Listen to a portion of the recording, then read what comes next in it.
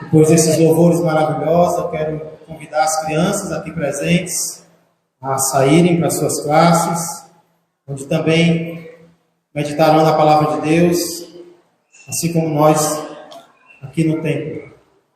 Deus abençoe os nossos pequeninos.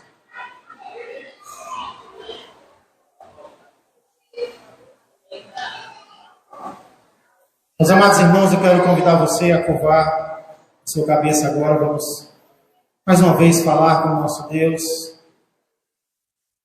Pai amado e Pai querido, eu agradeço ao Senhor por este culto, pelo simples fato de ele existir, Pai. Nós já te agradecemos, porque se não fosse o Senhor nos permitindo estar aqui, certamente nós não estaríamos, Senhor, te adorando. Se não fosse o Senhor tocando em nosso coração, nos quebrantando cada dia mais, nós nem aqui, Pai, estaríamos. Mas o Senhor nos trouxe a este lugar pela Tua misericórdia, pela Tua graça. O Teu Espírito Santo nos atraiu e continua nos atraindo mais e mais a Ti, Senhor. E nós queremos dizer que nós atendemos ao Teu chamado nas nossas vidas. Nós queremos ouvir a Tua voz, Pai, e não apenas ouvir. Nós queremos obedecê-la. Queremos colocar em prática, Pai, tudo aquilo que o Senhor falar ao nosso coração. Pai, Tu conheces o momento de cada um. Tu conheces, Pai, a situação na qual cada um aqui se encontra. E só o Senhor tem a solução, Pai, para aquilo que cada um está enfrentando agora. Mas, Pai, neste momento, o que o Senhor quer de nós é que prestemos atenção à Tua palavra, Senhor, à Tua voz. E sejamos reverentes para com ela, Pai, para que o Senhor tenha liberdade de falar conosco. Por isso, Pai, por tudo isso, nós já pedimos e agradecemos, em o nome sagrado, santo, do nosso Senhor e Salvador Jesus Cristo. Amém, amém e amém. Glória a Deus. Aplauda Ele porque Ele merece.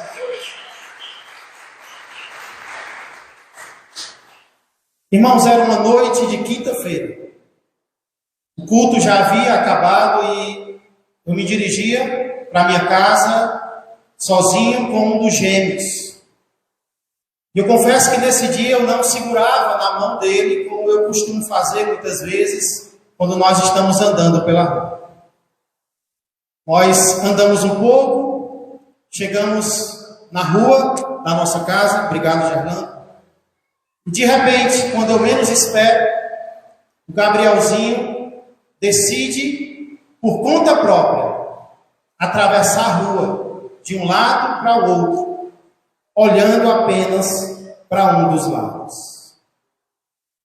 E a má notícia é que nesse exato momento, o Senhor, que inclusive entrega água aqui na igreja, vinha descendo a José Ferreira com a sua cargueira. Coitado do Gabriel. Foi a única coisa que eu consegui pensar naquele momento. Coitado do Gabriel. Mas a boa notícia é que o nosso amigo vinha em uma velocidade baixa, freou a bicicleta, colocou os dois pés no chão, arrastando na pista, evitando assim atropelar o filho alheio. Nada aconteceu com Gabriel, para a honra e glória do Senhor. Atravessar a rua olhando apenas para um dos lados, nós já sabemos, com certeza, tem causado e pode causar muitos acidentes, muitos sofrimentos. Mas quem disse que é apenas no trânsito que olhar apenas para um dos lados causa sofrimento? Fora do trânsito também. Na verdade, em todas as áreas da vida, nós corremos o risco de sofrer desnecessariamente, se estivermos olhando apenas para um dos lados da situação. Nessa noite, inclusive, nós iremos meditar sobre uma ocasião na qual os próprios discípulos de Cristo olharam apenas para um dos lados da palavra de Deus. E ao fazerem isso, eles tiveram um sentimento ruim nos seus corações. Que sentimento foi esse, pastor? Que os discípulos tiveram ao olharem apenas para um lado das palavras de Cristo. É sobre isso que nós vamos meditar hoje. O sentimento que os discípulos tiveram ao olharem apenas para um lado das palavras de Cristo e como nós podemos evitar esse sentimento nas nossas vidas. Um sentimento muito forte, porém muito ruim, que muitas vezes nós temos dentro do nosso coração, mas que pode ser evitado. E nós queremos aprender como evitar esse sentimento hoje. Para isso eu convido você a abrir a palavra de Deus no Evangelho de Mateus, capítulo de número 17. Primeiro livro do Novo Testamento, Evangelho de Mateus, capítulo de número 17. E os versos nos quais nós iremos meditar são os versos 22 e 23. Eu aproveito, enquanto os irmãos procuram, para dar as boas-vindas aos irmãos, às irmãs, tanto desta igreja como também de outras que nos visitam, também os amigos que estão nos visitando hoje. Ficamos alegres com a presença de todos vocês e queremos que vocês voltem sempre em nome de Jesus. Irmãos, os dois versos nos quais nós vamos meditar hoje, Mateus 17, versos 22 e 23, falam claramente sobre duas coisas. Primeiro, eles falam sobre a previsão que Jesus faz sobre o futuro dele mesmo. E em segundo lugar, esses versos falam sobre a reação, o sentimento que se gerou nos discípulos por causa do que Jesus disse que ia acontecer com eles.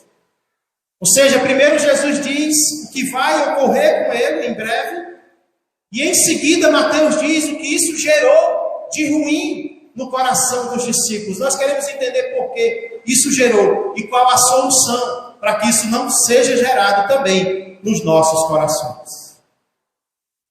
Mateus capítulo 17, versos 22 e 23, primeiramente, preste atenção, mostram a previsão de Jesus acerca do futuro dele. Nós encontramos isso no verso 22, início do verso 23. Leia comigo, Mateus 17, 22, início do 23, os quais dizem: Reunidos eles na Galileia, disse-lhes Jesus: O Filho do Homem está para ser entregue nas mãos dos homens, e estes o matarão, mas ao terceiro dia ressuscitará. Irmãos, aqui nós vemos Jesus fazendo 3 previsões sobre o seu próprio futuro. As 2 primeiras previsões são ruins, são desagradáveis. A terceira não, é uma previsão boa. Mas as 2 primeiras são desagradáveis, são ruins. Quais são essas 3 previsões que Jesus faz sobre o seu próprio futuro? Primeiro, Jesus profetiza que o Filho do Homem, ou seja, ele mesmo, é a maneira de se referir a si mesmo, está para ser entregue nas mãos dos homens. Essa é a primeira previsão que Cristo faz. O Filho do Homem, ou seja, eu estou para ser entregue nas mãos dos homens. Essa não é a primeira vez que Jesus diz o que deve acontecer com ele. Ele já havia feito uma previsão antes, no capítulo 16, verso de número 21, o qual diz assim: Desde esse tempo, estou lendo Mateus 16 e 21, desde esse tempo começou Jesus Cristo a mostrar a seus discípulos que lhe era necessário seguir para Jerusalém e sofrer muitas coisas dos anciãos, dos principais sacerdotes e dos escribas, ser morto e ressuscitado no terceiro dia. Jesus já vinha avisando os discípulos sobre aquilo que deveria acontecer com ele. E ele começa fazendo isso no capítulo 16, verso 21.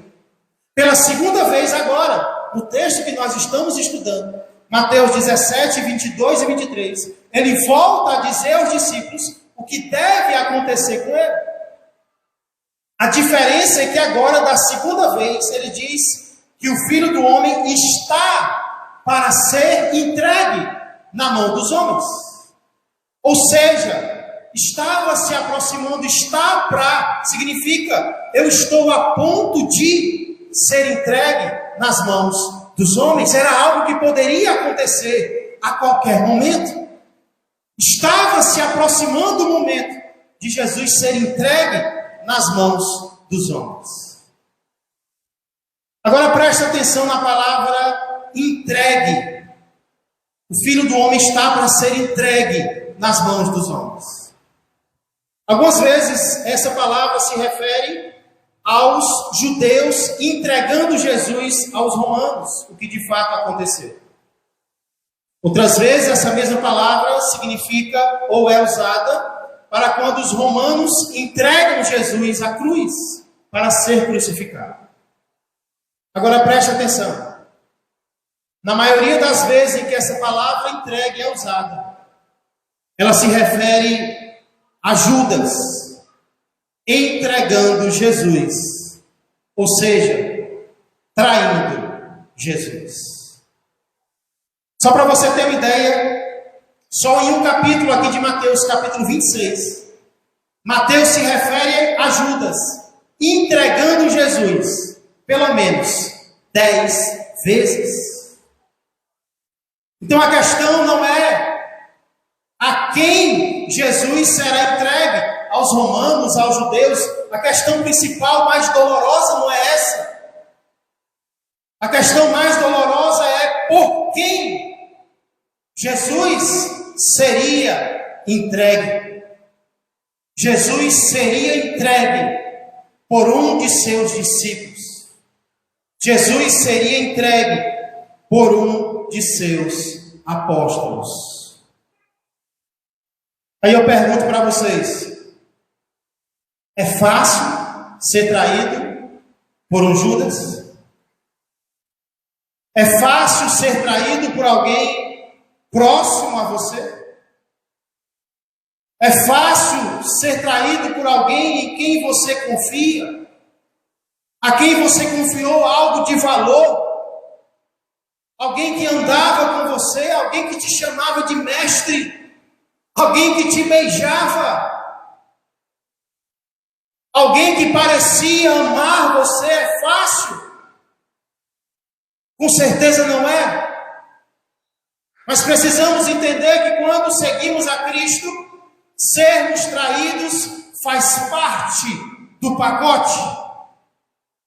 Sermos traídos faz parte da vida cristã. E o próprio Senhor Jesus profetizou que isso aconteceria não apenas com ele, mas com todos aqueles que o seguissem. Não precisa ir lá, mas por exemplo, no capítulo 24, aqui mesmo de Mateus, e verso de número 9, ele diz aos seus discípulos: então sereis atribulados. Você quer me seguir?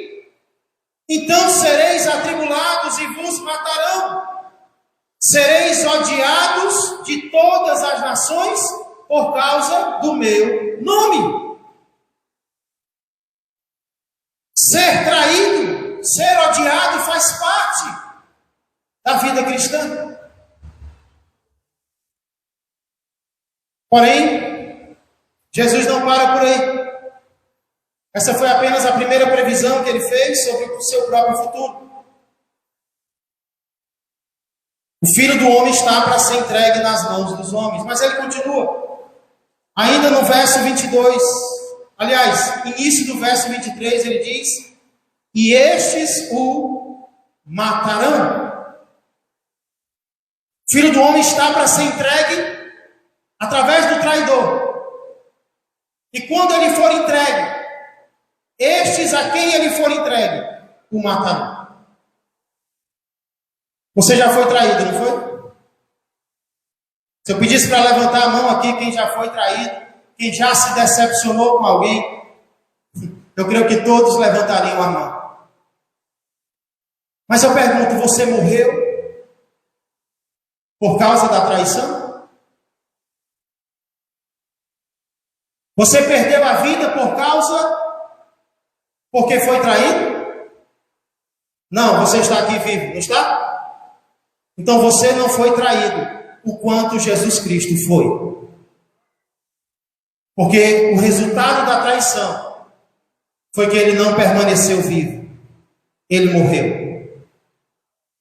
Se eu e você fomos traídos e nós ainda estamos aqui vivos, podendo dar glória a Deus, é porque nós não fomos traídos como o nosso Salvador foi. E sabe o que é mais impressionante? É que mesmo sabendo que ele seria traído até a morte, isso não o parou de fazer a vontade de Deus. A traição não parou Jesus. A decepção não parou Jesus. Você quer parar por quê? Você quer desistir por quê? Se o nosso Salvador não desistiu, mesmo sabendo de tudo o que aconteceria com ele, ele continuou, ele perseverou, ele permaneceu. Então essas são as duas previsões ruins que Jesus faz. Eu estou para ser entregue aos homens, e eles me matarão. Mas resta a terceira previsão de Jesus, e essa é diferente das duas primeiras. Essa é boa, essa é agradável.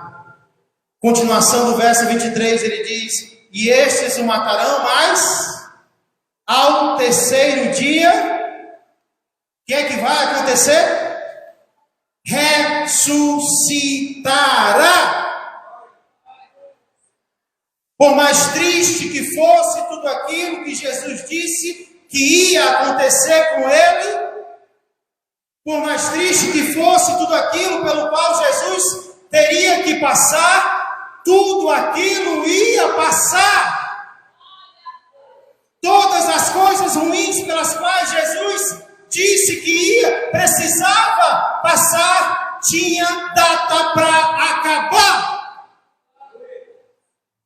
E ele termina dizendo: eu ressuscitarei, eu não continuarei morto. O Filho do Homem está para ser entregue. Eles o matarão, mas tenho porém, não vai permanecer morto, ele vai ressuscitar. E o mesmo nós podemos dizer acerca de todo aquele que segue a esse Jesus. Por mais que coisas difíceis tenham que acontecer conosco, as coisas difíceis têm data para acabar. E é por isso que nós temos que permanecer. É por isso que nós temos que perseverar. É porque as coisas difíceis, elas vão passar. A ressurreição, ela vai chegar. Essa, portanto, é a previsão, irmãos, que Jesus faz acerca do seu próprio futuro. Ele começa fazendo duas previsões desagradáveis e ele termina fazendo uma previsão louvável. Mas ele ressuscitará. Pergunta é: que sentimento isso gerou no coração dos discípulos? Olha o final do verso 23. Mateus 17, verso 23. Aqui diz: então os discípulos se alegraram. Então os discípulos se entristeceram como? Grandemente. Os discípulos se entristeceram grandemente. Essa palavra tristeza, usada aqui por Mateus, Ela é uma palavra grega usada para dores muito profundas, para dores quase que insuportáveis. Foi isso que os discípulos sentiram, uma dor muito profunda. Só para você ter uma ideia, lá em Gênesis capítulo 3, verso 16, quando diz que Deus vai multiplicar as dores da mulher no parto, dores ali é a mesma palavra usada aqui. Imagina a dor de uma mulher ao dar à luz, uma dor profunda. Foi essa palavra que Mateus usou para se referir à dor que foi gerada no coração dos discípulos por causa do que Jesus tinha acabado de dizer. Mas eu pergunto para vocês, o que Jesus disse aqui foi motivo para os discípulos ficarem tristes a esse ponto? As previsões que Jesus faz sobre o que ia acontecer com ele era motivo para os discípulos terem ficado tristes assim? Ah, pastor, Jesus falou sobre coisas difíceis que iam acontecer. Falou. Mas Jesus só falou sobre coisas difíceis? Ou será que ele também falou sobre algo extraordinário? Jesus também falou sobre algo milagroso? Jesus falou ou não falou também sobre algo maravilhoso? Falou ou não falou? Jesus deu 3 notícias, 2 eram ruins, mas a terceira era ótima, era maravilhosa. O Filho do Homem vai morrer, mas ele vai voltar a viver, ele vai ressuscitar. Então Jesus deu 2 notícias ruins, mas deu uma notícia boa. E qual foi a reação dos discípulos? Eles ficaram profundamente tristes. Por que os discípulos ficaram profundamente tristes? A resposta é: porque eles olharam para apenas um lado da situação. Eles ouviram 2 tipos de profecia. Eles ouviram 2 tipos de previsão, a ruim e a boa. Para qual das duas eles olharam? Para a boa. Não foi. Eles olharam para o lado ruim. Parece que eles estavam surdos para as últimas palavras de Jesus. É como se Jesus começasse a falar e eles só prestaram atenção no começo. Vai ser entregue, vai ser morto. E aí não ouviram mais o que Jesus falou.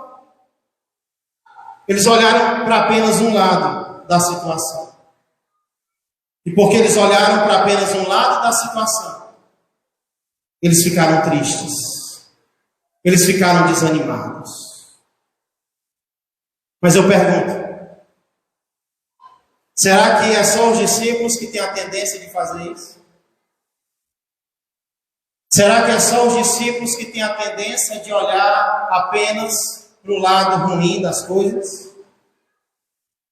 Será que são apenas os discípulos que têm a tendência de olhar apenas para o lado difícil das coisas? Uma pandemia, se Deus quiser, está acabando agora. Mas eu pergunto para você, nesses 2 anos, para que lado você olhou mais? Para o lado ruim da pandemia ou para o lado bom da pandemia? Você olhou só para as pessoas infectadas que morreram? Ou você olhou também para as pessoas que foram infectadas, mas foram curadas para a honra e glória do Senhor? Para os aprendizados que a pandemia trouxe, para as aproximações que a pandemia trouxe. Nós, seres humanos, temos a tendência, assim como os discípulos, de olharmos apenas para um lado da situação. E parece que esse lado, na maioria das vezes, é o lado ruim, é o lado difícil, é o lado da traição, é o lado da morte, a gente só quer olhar para esse lado. Por exemplo, eu confesso que às vezes ser pastor não é fácil. Quem acha que ser pastor é sempre fácil, está enganado. Tem hora que a gente fica triste, quer ficar triste. Muitas vezes nós paramos e olhamos para pessoas que não se esforçam para sequer ouvir a palavra de Deus. Você passa horas se preparando, orando, meditando para trazer uma palavra.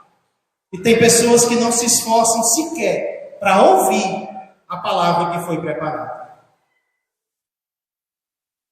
Às vezes a gente para, olha e percebe que tem pessoas que até escutam a palavra, mas não decidem obedecer a palavra que escutaram.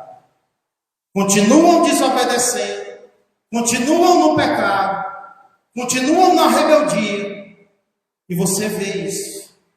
Você conhece quem está nessa situação, quem não quer ouvir, quem não quer obedecer. É por isso que tem pastor que desanima. É por isso que tem pastor que deixa de ser pastor para vender mercadoria no balcão de depósito ou então no balcão de mercantil, porque desanimou. Mas sabe o que é que eu tenho aprendido? Sabe por que eu permaneço servindo ao Senhor até hoje? Porque eu tenho aprendido que eu preciso olhar para os dois lados da situação. Enquanto há pessoas que não querem ouvir, há outras que querem. Enquanto alguns não querem obedecer, outros querem. Sabe o que eu tenho aprendido? Eu tenho aprendido que tudo pode acontecer ao terceiro dia. Eu tenho aprendido que coisas extraordinárias podem acontecer daqui a 3 dias. Você não sabe o que vai acontecer daqui a 3 dias. Eu não sei o que pode acontecer no terceiro dia. O que eu sei é que algumas pessoas que hoje não querem ouvir a palavra de Deus, daqui a 3 dias podem querer ouvir. Eu sei que pessoas que hoje não querem obedecer a palavra de Deus, que hoje são rebeldes para com o Senhor, no terceiro dia podem ser transformadas, podem ser tocadas, podem ser convertidas e podem querer obedecer a palavra de Deus.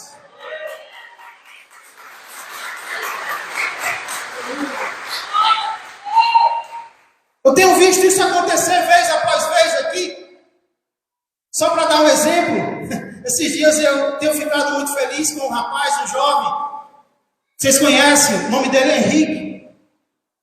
Quem era o Henrique alguns meses atrás? Um menino que às vezes vinha para a igreja, às vezes não, se sentava aí em qualquer lugar. Mas de uma hora para outra, o Henrique se interessa pela palavra de Deus. E quinta-feira o Henrique me procura para pedir conselho, porque ele está sentindo o desejo de ser professor de teologia em universidade. Eu fiquei impressionado com isso. Pastor, você acha que eu devo abandonar a faculdade? Você está fazendo faculdade de quê, Henrique? Sistemas. Porque eu quero, pastor, eu sinto o desejo de ensinar a Bíblia em faculdade. Eu sinto o desejo de me formar em teologia e de ensinar a palavra de Deus. Então o que eu queria dizer para você hoje é: qualquer coisa grande pode acontecer ao terceiro dia. Coisas maravilhosas podem acontecer comigo e com você nos próximos dias. Eu sei que a situação está difícil. Pode ser que você esteja enfrentando uma dificuldade para a qual você não acha solução hoje. Talvez você está vivenciando um momento de dor. Talvez você está vivenciando um momento de traição, de decepção. Talvez você está vivenciando um momento de morte. Você está vivenciando um momento para o qual você não vê uma porta aberta. Ei, você está na sexta-feira ainda. Não se apressa, porque no domingo um milagre pode acontecer na sua vida. Nós não sabemos o que vai acontecer daqui a 3 dias. Alguns meses atrás, a minha esposa chorava por causa do seu irmão. Ele era alguém duro de coração, rejeitava o evangelho, vivia do vício no jogo, era assim que ele ganhava a vida.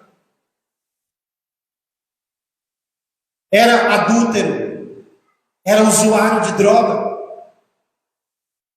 E quanto mais ela orava por ele, pior ele ficava. Quanto mais ela pregava para ele, pior ele ficava. Você já se sentiu assim? Em que você está lutando por uma situação, contra um problema, e quanto mais você ora para Deus resolver, pior a situação fica. Dá vontade de fazer o quê? Dá vontade de desistir. Dá vontade de abandonar. Mas para a honra e glória do Senhor, alguns meses atrás, o meu cunhado e a sua esposa aceitaram Jesus como Senhor e Salvador. E hoje à tarde, os dois foram batizados nas águas.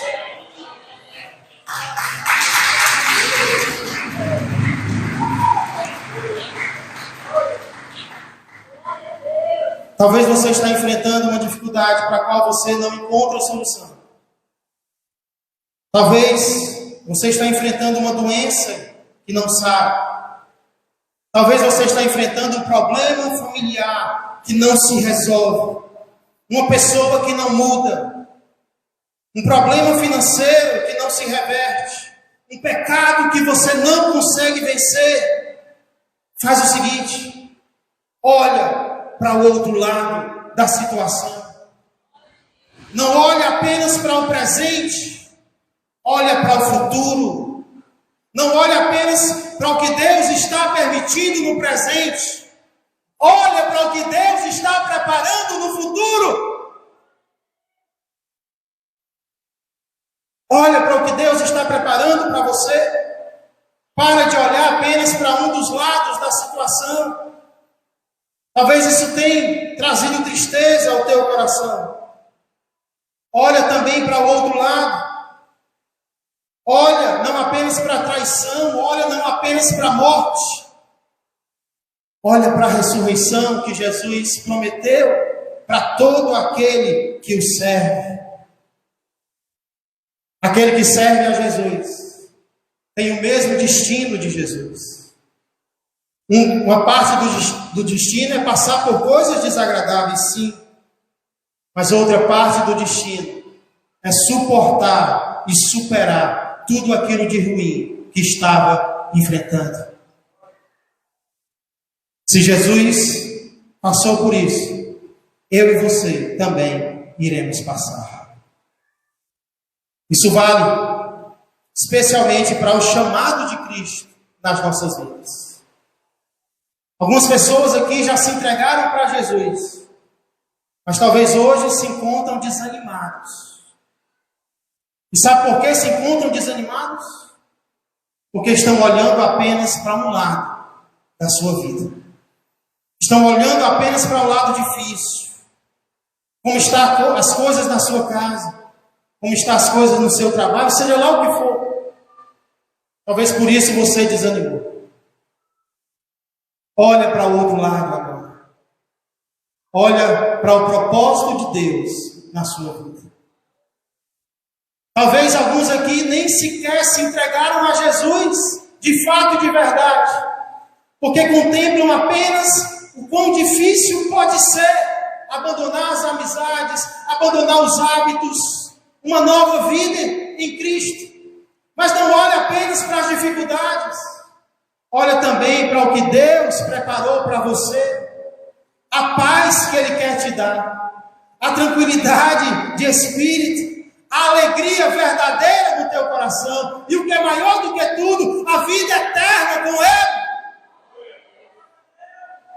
Olha para os dois lados e atravessa a rua da dúvida para o encontro daquilo que o Senhor tem preparado para você. Curve sua cabeça. Comece a falar com Deus. Talvez a primeira coisa que você tem que dizer para Ele é: Senhor, me perdoa. Me perdoa porque eu prestei atenção apenas em algumas coisas que o Senhor tem tentado falar comigo. E hoje eu aprendi que eu preciso prestar atenção a tudo. Eu preciso prestar atenção, Senhor, às coisas difíceis para as quais o Senhor me preparou. Mas também, Senhor, para as recompensas que o Senhor tem preparado para mim. Me perdoa, Pai. Me perdoa por ter duvidado de Ti. Me perdoa, Senhor, por ter olhado de forma tão pequena. Mas eis-me aqui para aceitar todo o Teu plano na minha vida. Gostaria que nesse momento você não apenas olhasse para os dois lados da situação, mas que você confiasse no plano maravilhoso que Deus tem para você. Esse plano, como eu disse, envolve provações, envolve. Seguir a Cristo significa também sofrer por Cristo. Você está disposto? Se você não estiver, então você também não vai experimentar a ressurreição maravilhosa que Ele preparou para você. Mas se nessa noite você entendeu que aquilo que o Senhor preparou para você é maravilhoso, é maior do que as provações, e você quer aceitar o plano dele para você, se nessa noite você quer abrir mão do seu próprio plano, da sua própria vontade, para aceitar o plano de Cristo, quero convidá-lo a, neste momento, aí mesmo onde você está, falar com Ele, de pedir que Ele seja o teu Senhor e o teu Salvador. E se você já o recebeu como Senhor e Salvador, mas hoje você sente que precisa renovar os teus votos com Ele, ou talvez até se reconciliar com Ele, você veio ao lugar certo. Você está no momento certo, momento de aproveitar a oportunidade que Ele preparou para você.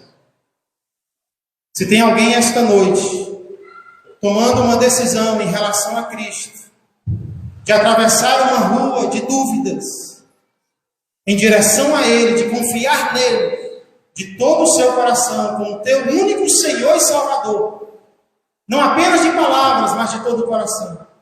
Se você quer se reconciliar com Ele, ou renovar os seus votos com Ele, enquanto nós estamos adorando ao Senhor com um louvor, eu quero convidar você a sair do seu lugar e vir até o altar.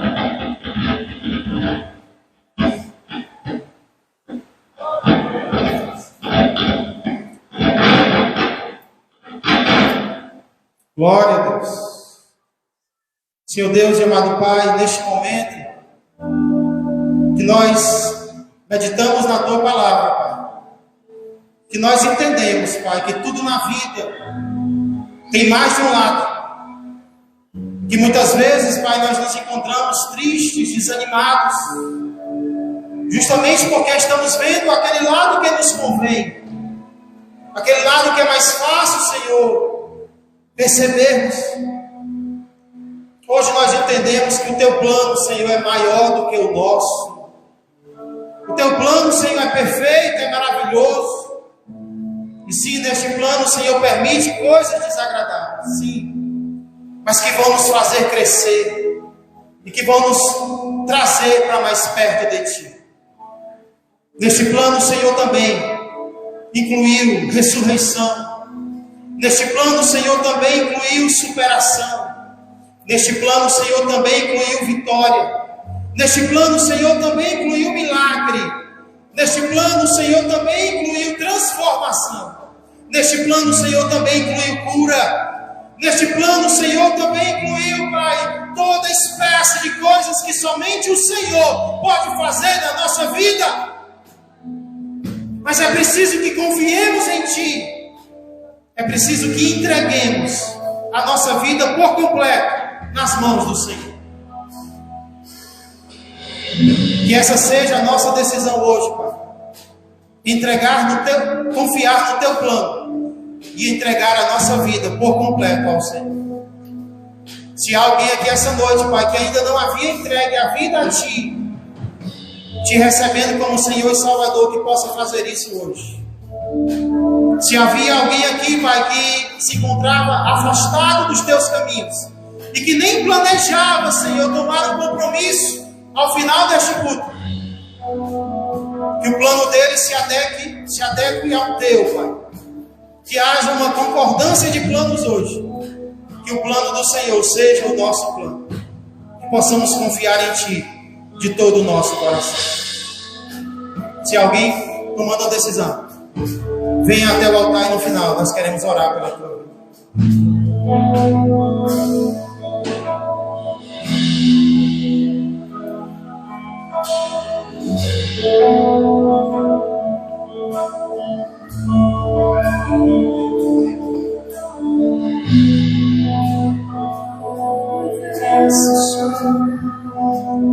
Só se apagou, ali estava o Salvador, seu corpo na cruz, seu sangue derramou, o peso do pecado vencido.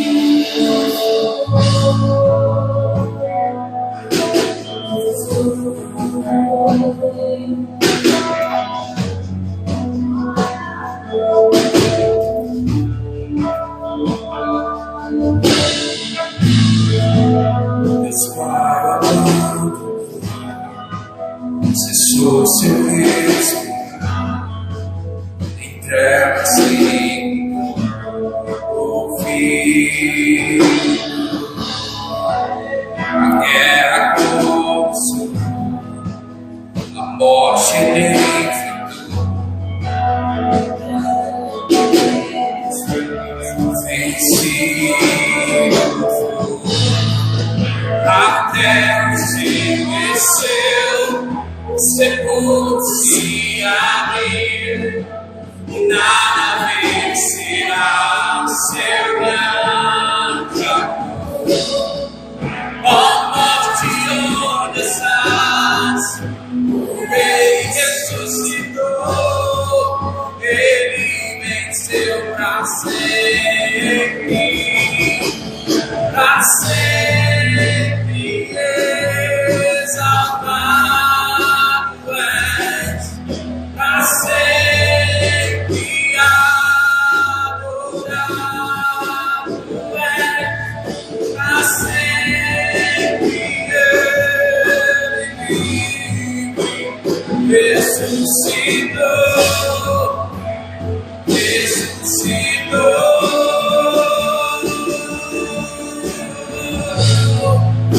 A terra estremeceu, o sepulcro se abriu, nada vencerá seu grande amor.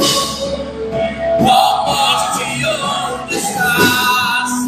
O Rei ressuscitou, Ele venceu pra sempre, pra sempre.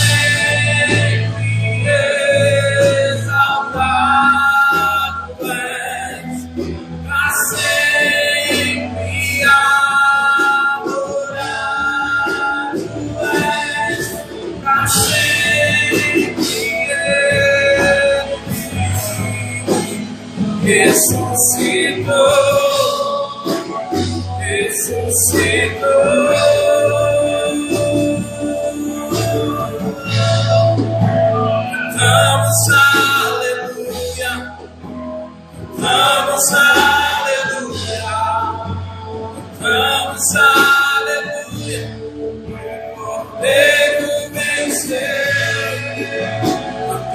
Cantamos aleluia, cantamos aleluia, cantamos aleluia, Cordeiro venceu, sempre exaltado és, pra sempre adorado és, pra sempre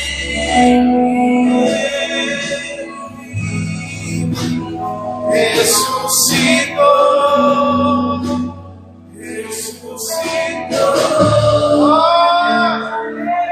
para sempre exaltado és, para sempre adorado és, para sempre